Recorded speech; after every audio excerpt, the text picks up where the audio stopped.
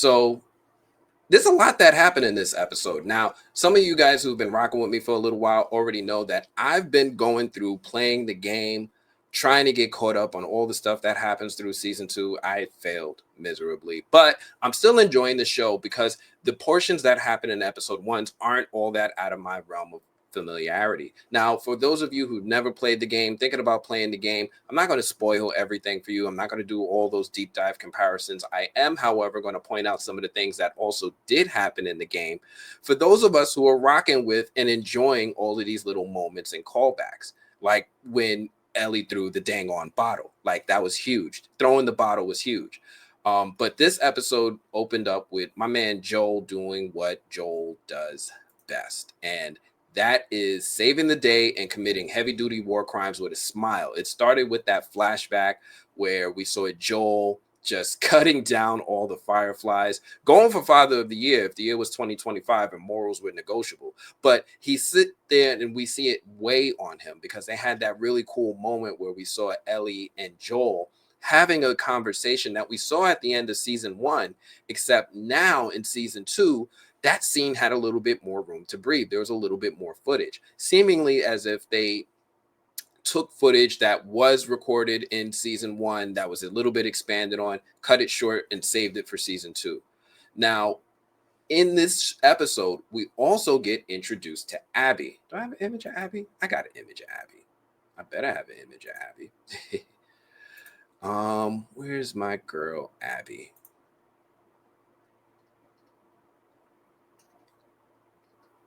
Here we go. So we also get introduced to Abby. Now, in the game, Abby's motivations stay hidden for like a really, really long time. And in the show, they hit you early, real early, right? Daddy dead, vengeance mode on. That's HBO for you. No mystery, just emotional wreckage right up front. And it made us have to confront one of the moral questions from the video game a lot earlier. Was Joel right to save Ellie, even knowing the cost? Y'all let me know in the chat. Yes or no, if y'all think Joel was doing the right thing by taking out all the fireflies and taking out so many people to save his surrogate daughter, especially when she had the hope of creating a cure for this new fungal infection or whatever they're calling it. I don't know if infection is the right term. Also, are you glad that they showed Abby's motive early, or did it kind of spoil the tension? Now, this is one of the questions that I asked myself up front because this is a big, big change. And the way that the story reveals itself in the video game, chef's kiss. But of course, they got to adapt and change things for television. But I'm curious, for any of you who have played the game, what did you think about this change? Now, in this episode, we also get to skip ahead and we see that this show takes place after a time skip. Now, the time skip is in line with everything that we've seen from the series so far, right? The first time we get introduced to Joel, he was a young dad. He tried to save his daughter. His brother was with him, and it was during the outbreak of this infection. Then they time skip 20 years later. Joel went from being 35 to being 55 when we first met him, and he met Abby. Now this takes place 5 years later than that, and Joel is presumably in his 60s, and he's got a therapist now. Like, we're still in Jackson, Wyoming, but Joel's doing construction by day, therapy by night with Catherine O'Hara. You know, the mom from Home Alone out here telling Joel to open up his heart before he catches another body. Meanwhile, Ellie's out here training like she's about to join Street Fighter 7. Fun fact for the deep divers, Joel doing therapy? This never happened in the game, right? This character never existed in the game. This is a brand new HBO flavor to make you feel guilty about loving him. It also adds that layered conundrum and just leans into it. Ellie's not really talking to Joel right now. Things are rough between them. Other people have issues with Joel too. However, Joel was the protagonist, right? We were riding with him for a full season. We were rooting for him, even though he was doing not so good things. But were we right to support him? That's the question. Were we watching a villain story and not even realizing it? Now, I love this moral conundrum, and I love the way that this story plays with that. Now, in the video game, it hits a little bit deeper, I think, because you're not just watching the story play out, you're actually pressing the button, right? You're the one pulling the trigger, you're pressing it. You feel a connection and invested with the character that you spend so much time with. And you also feel some of the moral dilemma because you remember pulling the trigger. And of course, they got that forced feedback. So it's right when you're right when it happens. I'm curious again, what do all my video game heads out there think about this new light being painted on Joel very, very early in the series? Now, one other thing that happens in this episode is we got to see some of the early stages of Ellie and Dina. Apologies, these images are a little, ooh, you guys have no idea. You guys have no idea. But we see this early relationship start to form with Ellie and Dina. Now, it wasn't in this scene right here, but we do see Ellie and Dina step out to go on patrol. And oh snap, as they step out, there's a new infected out there. And this infected, it's faster, it's smarter, it's sneakier. It's like somebody gave clickers a masterclass in cardio. Like this girl pounced on her. Stalkers exist in the game, but the show makes them way smarter, way scarier. Because one thing is when you're playing the game, you can't really see things that aren't in the point of view of the character. You can only see where the character's looking. But the episode, they have a little bit more leeway with giving us different angles where we get to see that the stalker is like hiding in plain sight in the background, and you don't really see that she's there until she starts moving. Less Gurr stumbling around and more I'm outside your window right now vibes. I really, really love what they did with the stalker in this scene, because we've seen Ellie level up to a point where she's hyper confident with her abilities to take out stalkers. It's almost like the Walking Dead characters by the time we roll into season 7. It's just like, oh, zombies, you know, they're swatting at them like they're swatting flies, and she's treating the infected as a threat similar to the way those characters do the walkers. I like that we find that they come up with a threat that makes them a lot more dangerous. It makes it seem like the danger is back and it's real again because the fungi are evolving. I'm wondering how many of y'all first spotted the stalker in the background before it started moving, and how many of y'all jumped when that stalker like tackled Ellie on the ground and bit her in the stomach. Like that was a moment for me. That was a big moment for me because I didn't know how it was gonna happen, and I'm already kind of scary. Like it don't take much to make me jump scare, but I still love it. I really love the directing in this scene. Yeah, Gothic chick, I see you. Yes, that was smart directing. That I really love the directing in that scene. It was chef's kiss. Shout out to Craig Mazin for, I think, writing and directing this episode, who comes back after being showrunner of season 1 and works very, very closely with video game director and consultant for this show, Neil Druckmann. Again, chef's kiss to everybody involved with making this scene. I love the way that this stalker looked. I love the way that they made her scary. It almost looked like she was like a reindeer. She gave me reindeer vibes, kind of squirrel girl vibes. She's almost cute if she wasn't so freaking terrifying, even with those piercing blue eyes. This chick ain't got no nose. This chick ain't got no nose. I don't like to be hunted by somebody with no nose. That just, it disrespects me and makes me question whether or not I need to do better in life.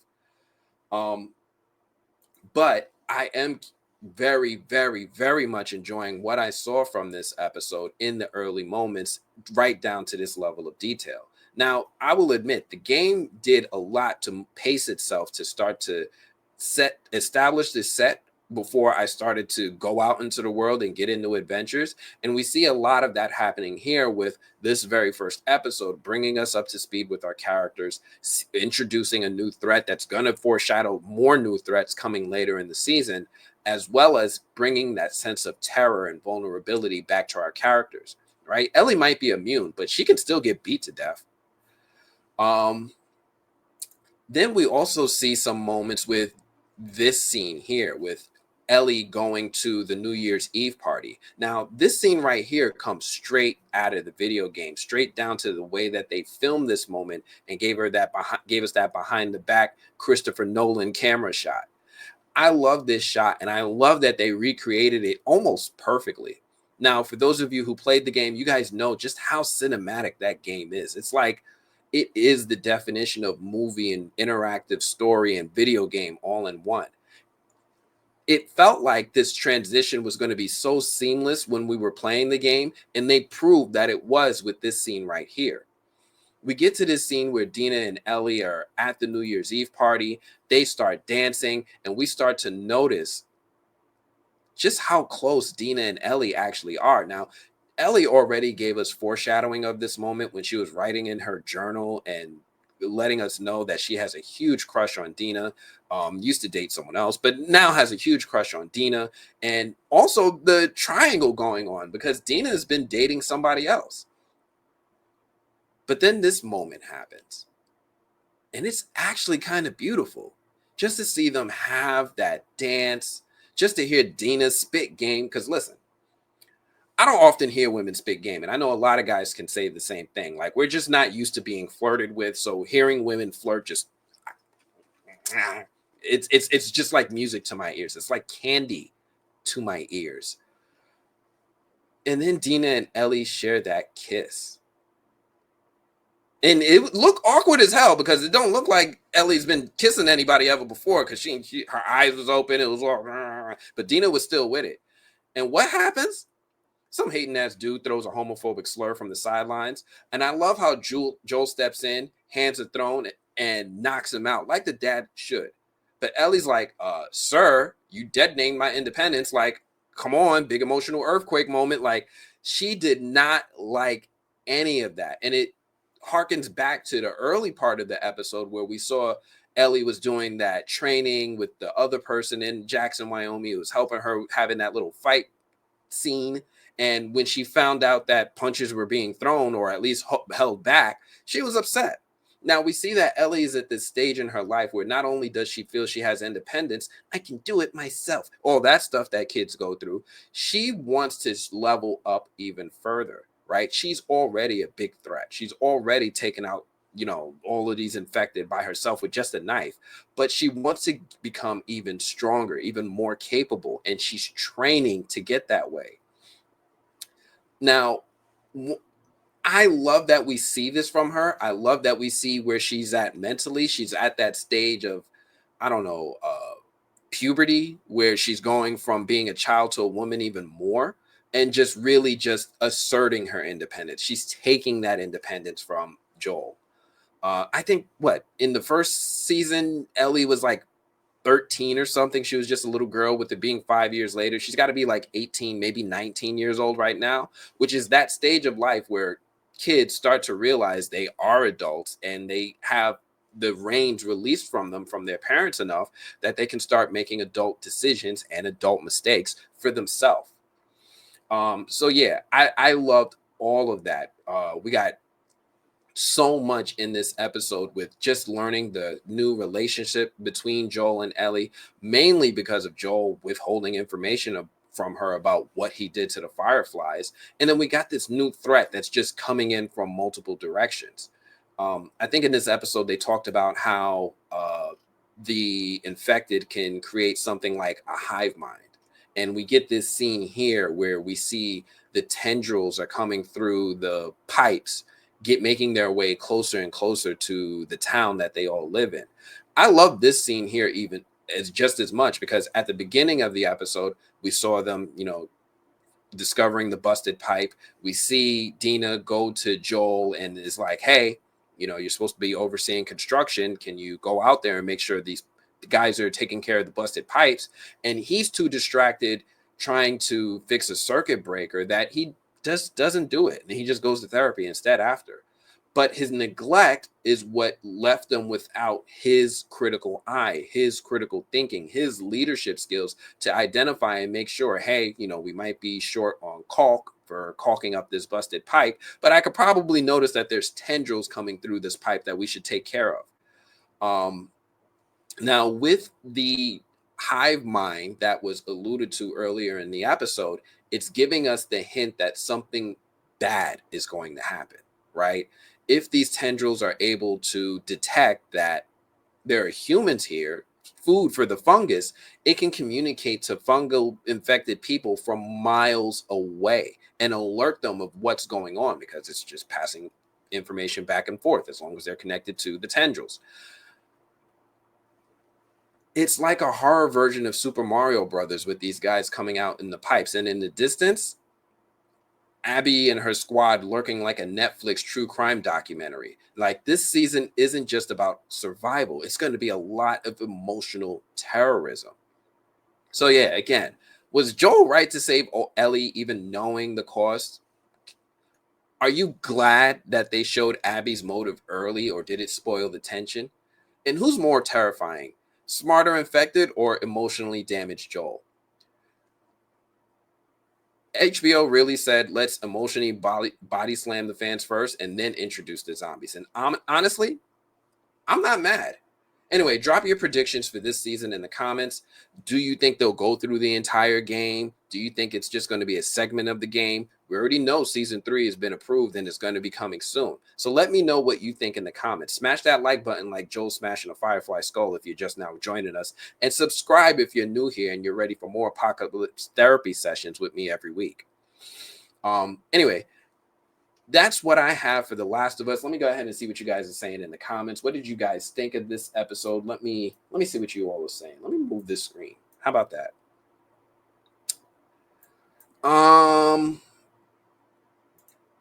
Gothic chick, I don't know. Mr. Leo G, yes, you do need to watch it. You're not watching this yet? You didn't watch The Last of Us? Come on, bro. Come on, son. You remember that from Hot 97? Come on, son. Anyway, so yeah, that happened. Let me see what else you guys. You didn't notice the stalker at first. The stalker. You didn't notice. I like when they do these cool camera tricks, because you can have the same old story of a little girl going through a scary situation, Jurassic Park style, and it's just the right camera angle that makes it super, super interesting and entertaining. But yeah, I didn't know that interview. You want me to interview? Who you want me to interview? I don't know if I can interview anybody. Like, I'll try, but let me know if that's what you're asking me for. Dora the Explorer and Gone and Grown Up. Yeah. Abby is on level. She was like level 2, level 3 when we left her at season 1. Now she's like level 8, trying to get up to level 9. But she didn't realize there's way more levels, right? The game was just like, oh, all right, this is a 60 level game. It's like a Bungie game. Like, there's way more levels. Like, you can handle your local threats, but we about to hit you with something harder.